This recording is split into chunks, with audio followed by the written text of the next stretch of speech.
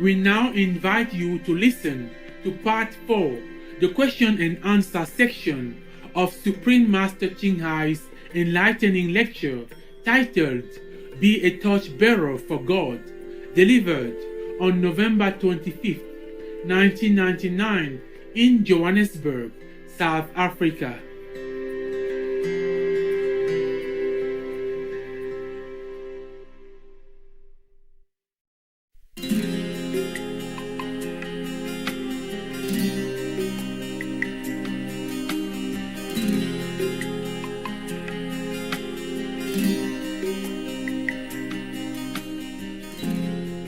Jesus Christ fed 5,000 people with bread and fish.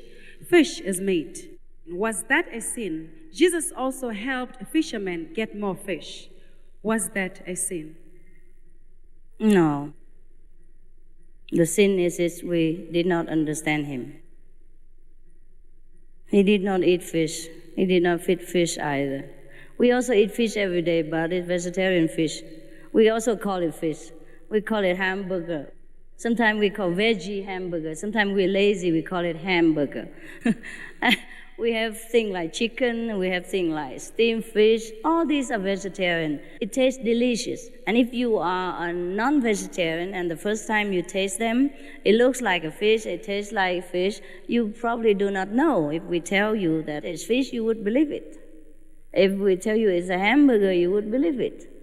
So Jesus was a descendant of a clan that has been always vegetarian for thousands of years. If you want to do more research about the Lord's life, you better take more time. And also he went to study in India for 13 years. That's the missing gap in the Bible that you couldn't explain. And if he studied in India, all the yogis there, the master eat vegetarian. How can he eat meat again? That's the two factors you have missed. Of course, the Bible cannot record everything for you. You have to do some research. Yeah, the church don't want you to be lazy and put everything on the table. You have to be creative and if you long to know the life of Jesus, you have to research yourself, read more books and history and facts and more new findings and all that. Yeah? Anyhow, the fishermen, Jesus recruit. He did not tell them to fish again. He said, come, I teach you how to fish men. No? Yeah, he said, put down the net, I teach you how to fish men. Okay? But since they are fishermen, Jesus used the term as a fisherman sometimes to talk to them. Just say, okay, today we catch a big fish. Means I have a good person to get initiated. We say the same thing sometimes. Also, why do I understand all this? Because I have direct teaching. If you want to understand, you also need the direct teaching. I told you I will show you how to get direct teaching from Jesus. Then you can argue with him, and he will tell you he doesn't eat fish. A poor master. Yeah, everybody tell him he did that, he did this. He'd tell you different, but you couldn't hear. So similarly, you remember how difficult it was for Jesus, how many people harass him and persecute him and his disciples? So they have to talk in code, yeah? So today we have a big fishing time or something like that. Oh, let's go out fishing. Because if he really need fishing, he wouldn't tell his 12 disciples, say, come, forget it, I teach you how to fish men. Now you know, okay? Thanks.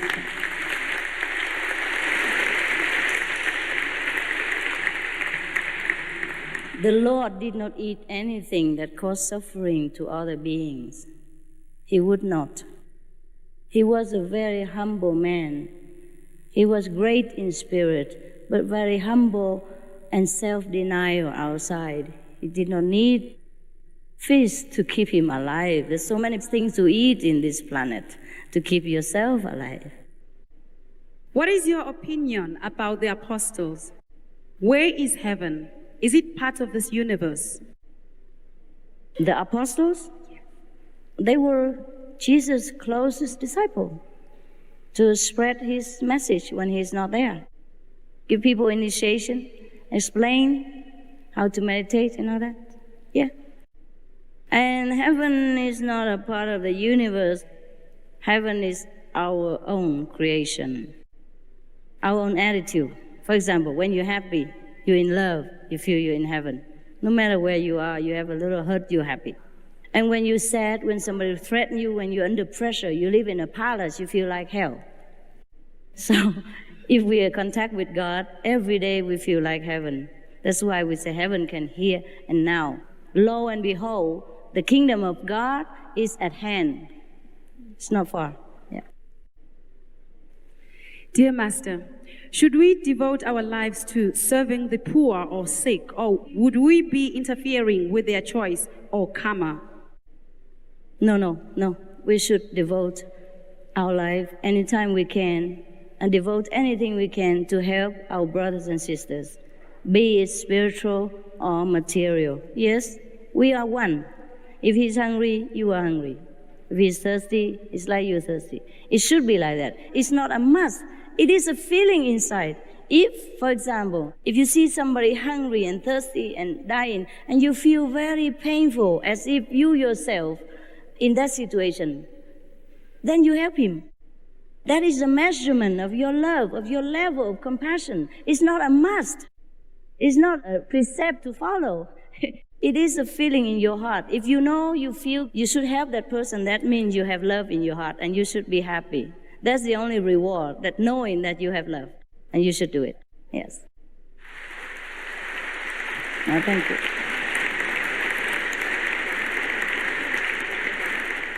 I feel a lot of love, but trapped inside me. Can you help me spread it around the universe? You spread it. It's your love. If you love, do something. If you love, just like if you love a boyfriend or girlfriend, tell him you love him. Do something for him. Give her flowers, hug, kiss, do whatever. So the same, if you love all human beings, then do something about it. Do something you think that would let people know that your love. Shower them with your love. Do it. You know what to do. You have God inside you. Do it honestly with your feeling. Everyone do it differently. I cannot tell you what to do. Okay? What happens to those who do not follow instructions and the scriptures of the Lord? What happened? They have to learn again the lesson of love. Maybe they have to learn it in a hard way, and that we call hell. Yeah? He has to go through also suffering in order to understand that the suffering is no good and that he not do it again. So in a way, he be in a hospital kind of way so that he can heal the part that it was sick. Yeah? Anyone who inflicts suffering upon someone else, he's sick somewhere in his spiritual being. So after he get healed, he become whole again. Yeah? That's just a way people chose to live their life that leads to different consequences. That's why in the Bible it tells you, whatever you sow, so shall you reap. Judge not, so that you will not be judged. If we don't want to reap the bad consequence of the future, then we have to sow good seed right now. See? That's why the Bible gives you guidance like, okay, shall not kill, shall not commit lie, shall not steal, things like that. And make it guidance to our lives so that we reap the better fruit for the future. If you have faith in God, why should we suffer and our prayers cannot be answered? Because you have to rise up to God consciousness to know this. Yeah, and then you be content. Even when you come back to this physical life, after you have seen how much God loves us, through the spiritual knowledge, you come back to this life, you don't complain no more.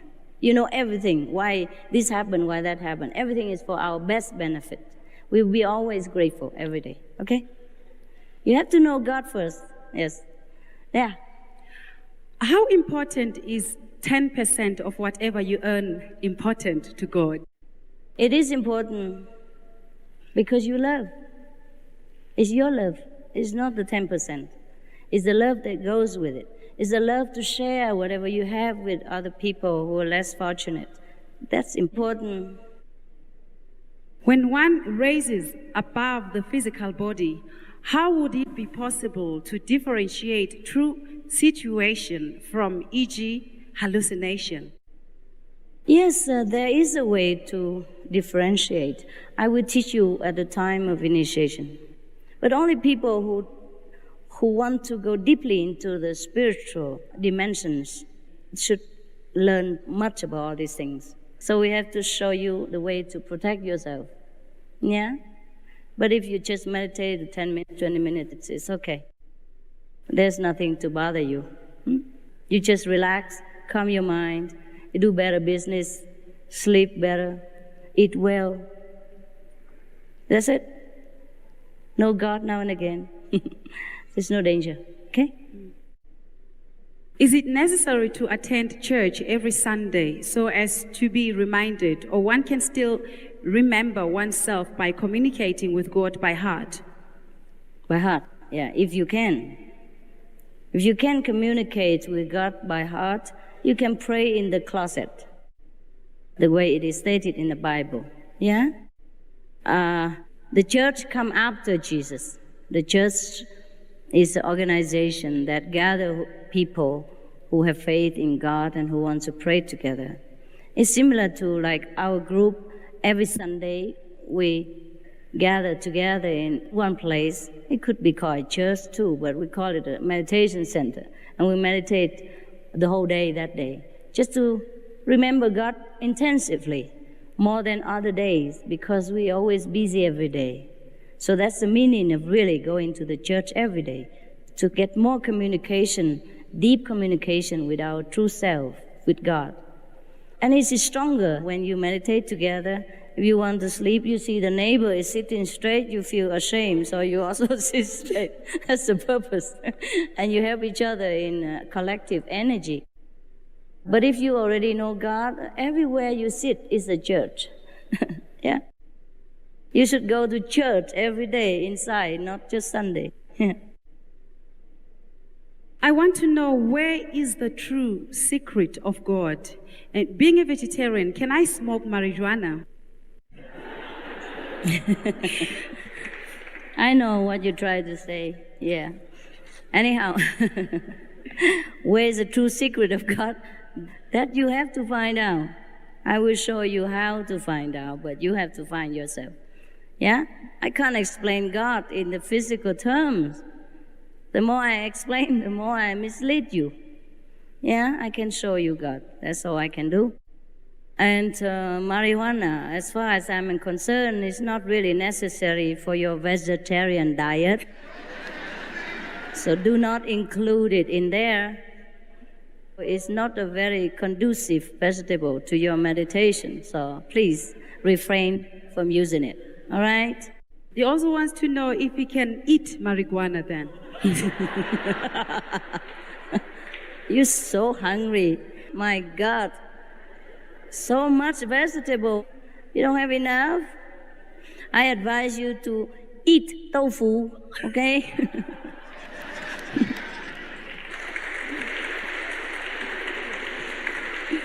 Yeah. You can fry peanuts. It's better for you.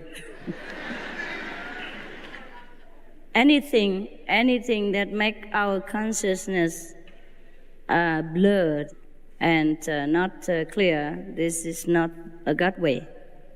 God's way, no need physical aid, no need anything, because God is God. You can't change him, you can't make him come nearer, you can't bring him where you want just because of marijuana or anything else. You can only know God. That's it. And pure, simple, know God. Just concentrate, forget the world and concentrate on God's side. Then you see God. I just show you how. That's it. There's no need for anything. And the vegetarian we eat, it's just because we just have to eat little of something to sustain this body. Anything we eat to sustain the body, enough nutrition, keep our spirit alive, that's good enough already. Okay? We're not here to eat. We're here to know God. All right? Question from the same person. Am I poor because of my thinking or my belief? We are poor because of our belief. But it's too late now, okay? Our planet has been led into believing that we've been sinful and we've been punished for our sin and all that stuff, and so we should live a rich life here. But before this era, we have a golden era. Have you heard about it, right? In the golden age, right? Long ago, okay. In that age, people know God, believe in God, because they see God, they feel God's love. And at that time, there was no teaching such as a revengeful God, jealous God, or there's no such teaching as hell, because everywhere was heaven.